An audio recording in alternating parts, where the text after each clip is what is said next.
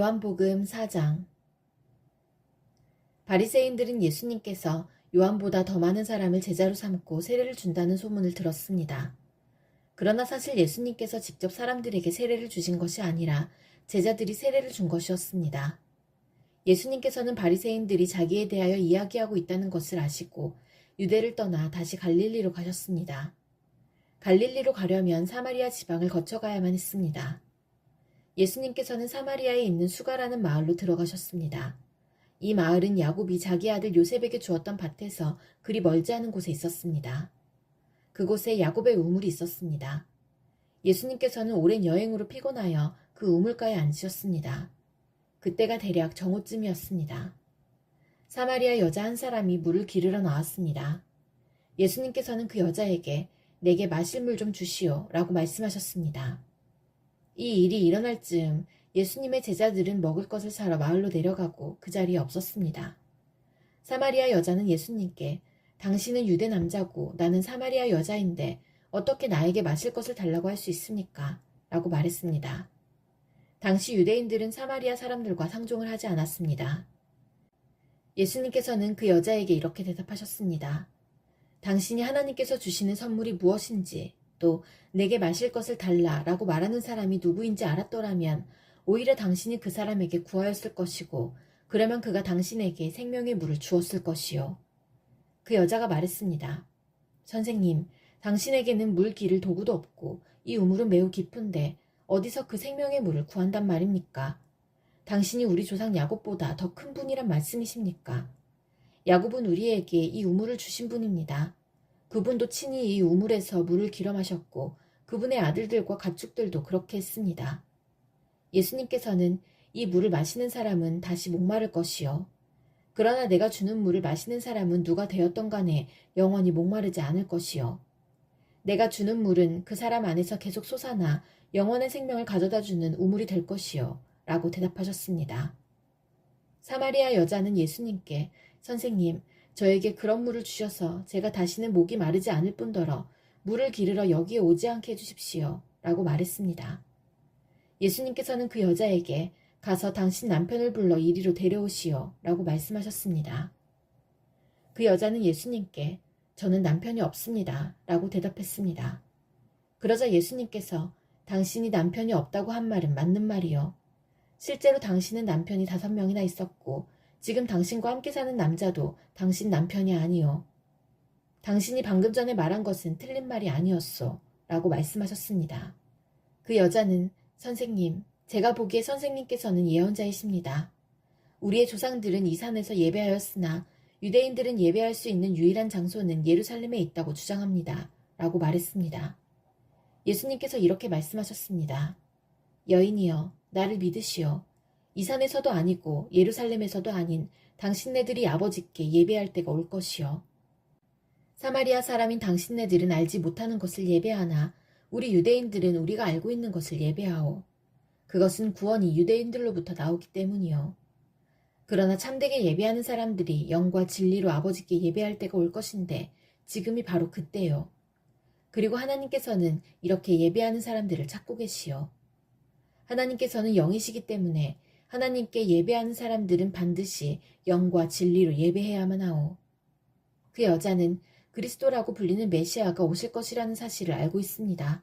그분이 오시면 우리에게 모든 것을 설명해 주실 것입니다. 라고 말했습니다. 그러자 예수님께서 여자에게 말씀하셨습니다. 지금 당신과 이야기하고 있는 내가 바로 그 메시아요.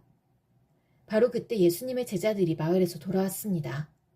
그들은 예수님께서 여자와 이야기하고 있는 것을 보고 무척 놀랐습니다.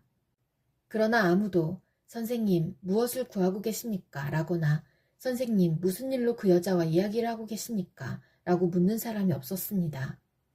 그 여자는 물 항아리를 버려두고 마을로 돌아가 사람들에게 말했습니다. 여러분, 이리 와서 내 과거의 일을 다 말해준 사람을 한번 보세요. 이분이 메시아가 아닐까요?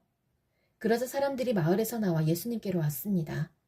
그 사이 제자들은 예수님께 선생님, 음식을 좀 드시지요. 라고 청했습니다. 그러나 예수님께서는 나에게는 너희들이 알지 못하는 먹을 음식이 있다. 라고 대답하셨습니다. 그러나 제자들은 자기들끼리 누가 예수님께 먹을 것을 갖다 드렸을까? 라고 말했습니다. 예수님께서 이들에게 말씀하셨습니다. 나의 음식은 나를 보내신 분의 뜻을 행하고 그분의 일을 완수하는 것이다. 너희들은 넉 달이 지나야 추수 때가 될 것이다 라고 말하지 않았느냐.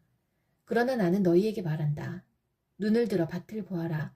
이미 곡식이 익어 추수할 때가 되었다. 추수하는 사람은 벌써 추수한 대가로 품삯을 받고 영생을 위한 곡식을 추수하는 중이다. 그래서 씨를 뿌린 사람은 추수하는 사람과 함께 기뻐할 수 있게 될 것이다. 그러므로 한 사람은 씨를 뿌리고 다른 사람은 추수한다 라고 하는 말은 진리이다. 나는 너희들이 직접 수고하지 않은 것을 추수하라고 너희들을 보냈다. 다른 사람들은 수고하였고 너희들은 그들이 해놓은 수고의 결실을 얻게 되었다. 그 마을에 사는 많은 사마리아 사람들은 그 여자가 그분은 내 과거의 모든 일들을 나에게 말씀해 주셨어요 라고 말한 것 때문에 예수님을 믿었습니다. 사마리아 사람들이 예수님께 그들과 함께 지내다 가시길 청했으므로 거기서 이틀을 머무르셨습니다. 그래서 보다 많은 사람들이 예수님의 말씀을 듣고 예수님을 믿었습니다. 그들은 그 여자에게 더 이상 우리는 당신의 말 때문에 예수님을 믿는 것이 아니요. 우리가 이제는 예수님의 말씀을 직접 들었고 이분이 참으로 세상의 구세주라는 사실을 알았기 때문에 믿는 것이요. 라고 말했습니다. 이틀 후에 예수님께서는 그곳을 떠나 갈릴리로 가셨습니다. 전에 예수님께서는 예언자가 자기 고향에서는 존경을 받지 못한다고 직접 말씀하신 적이 있습니다. 예수님께서 갈릴리에 도착했을 때 그곳 사람들은 예수님을 환영했습니다. 왜냐하면 그 사람들은 유월절에 예루살렘에서 예수님께서 하신 모든 일들을 보았으며 또한 자신들도 유월절에 그곳에 있었기 때문입니다. 예수님께서는 갈릴리 가나를 또 방문하셨습니다. 이곳은 예수님께서 물로 포도주를 만드셨던 곳입니다. 이곳에는 높은 지위를 가진 왕의 신하 한 사람이 살고 있었습니다. 그 신하의 아들은 병에 걸려 가버나움에 있었습니다. 왕의 신하는 예수님께서 유대지방에서 갈릴리로 오셨다는 소식을 듣고 예수님께 찾아가 가버나움으로 오셔서 자기 아들을 낫게 해달라고 간청하였습니다. 그 신하의 아들은 거의 죽기 직전에 있었습니다. 예수님께서 왕의 신하에게 말씀하셨습니다. 너희는 표적과 기이한 것들을 보지 않으면 전혀 믿으려 하지 않는다. 그 신하가 말했습니다. 선생님, 제 아들이 죽기 전에 가버나움으로 오십시오. 예수님께서 대답하셨습니다. 가시오, 당신 아들은 살 것이요. 그 사람은 예수님께서 자기에게 하신 말씀을 믿고 집으로 갔습니다. 그 사람은 집으로 가는 도중에 자기의 하인들을 만나 자기 아들이 살아났다는 소식을 들었습니다.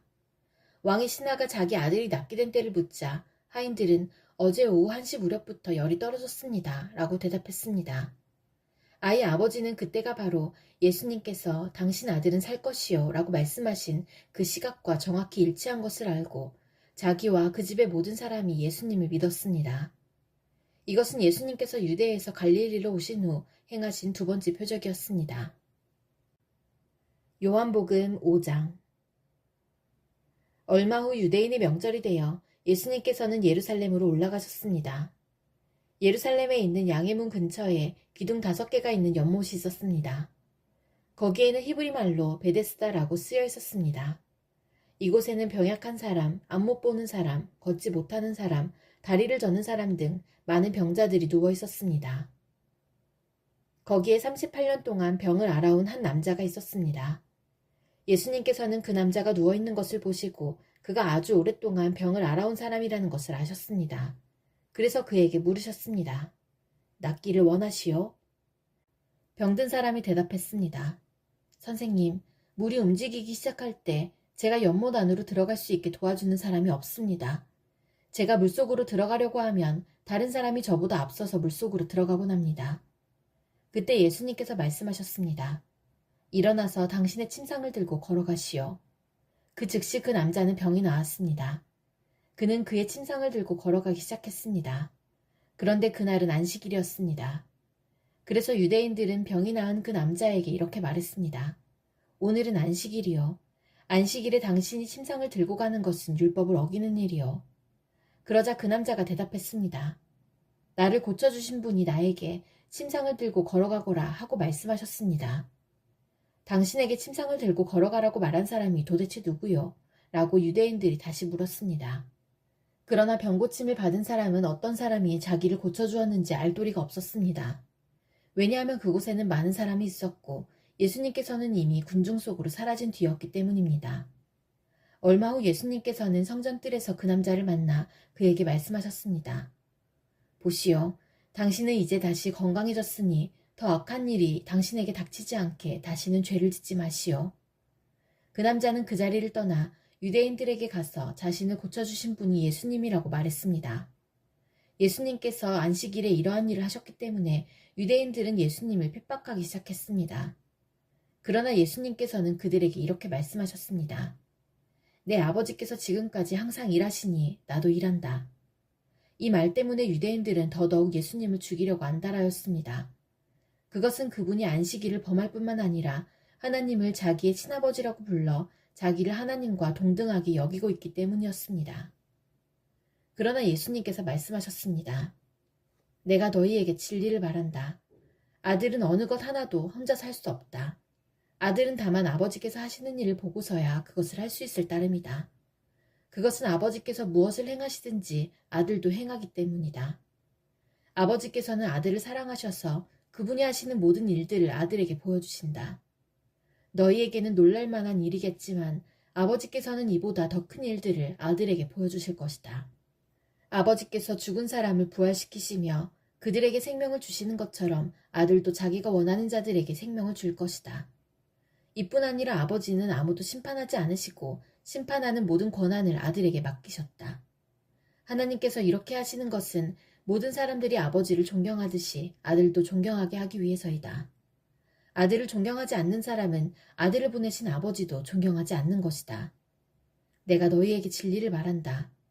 누구든지 내 말을 듣고 나를 보내신 분을 믿는 사람은 영원한 생명을 얻었고 심판을 받지 않을 것이며 사망에서 생명으로 옮겨졌다. 내가 너희에게 진리를 말한다. 죽은 사람이 하나님의 아들의 음성을 들을 때가 올 것인데 그때가 바로 지금이다. 그 음성을 듣는 사람들은 살 것이다. 아버지 속에 생명이 있는 것처럼 아버지께서는 아들에게도 생명을 주어 그 속에 있게 하셨다. 또한 아들이 곧 인자이기 때문에 아버지께서는 아들에게 심판할 수 있는 권한을 주셨다. 이 말을 한다고 놀라지 마라. 무덤 속에 있는 모든 사람들이 아들의 음성을 들을 때가 올 것이다. 선한 일을 한 사람들은 생명을 얻기 위해 부활할 것이며 악한 일을 한 사람들은 심판을 받기 위해 부활할 것이다. 나는 혼자서는 아무것도 할 수 없다. 나는 내가 듣는 대로만 심판을 한다. 그래서 나의 심판은 의롭다. 나는 내가 하고 싶은 것을 하려 하지 않고 오직 나를 보내신 분이 원하시는 것을 하려고 애쓴다. 내가 나 자신에 대하여 증언한다면 사람들은 내 증거를 참된 증거로 받아들이지 않을 것이다. 그러나 나에 대하여 증언하는 다른 분이 계시니 나는 그분이 나에 대하여 증언하는 것이 옳다는 것을 안다. 너희가 요한에게 사람을 보냈고 요한은 너희에게 진실되게 증언하였다. 그렇다고 해서 내가 사람에게서 증언을 받은 것은 아니다. 내가 이런 말을 하는 것은 너희가 구원을 얻을 수 있도록 하기 위해서이다. 요한은 타오르면서 빛을 내는 등불이었다. 너희는 잠시 요한의 빛 가운데서 기뻐하기를 원했으나 내게는 요한의 증언보다 더 큰 증언이 있다.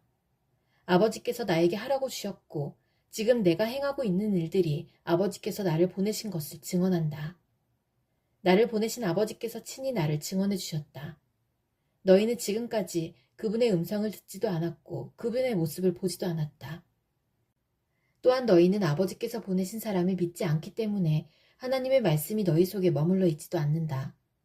너희는 성경에서 영생을 얻을 수 있다고 생각하여 성경을 부지런히 연구하고 있는데 바로 그 성경이 나를 증언하는 것이다. 하지만 너희는 영생을 얻기 위해 나에게 오는 것을 거절하였다. 내가 사람에게서 영광을 받으려는 것이 아니다. 나는 너희가 어떤 사람인지를 안다.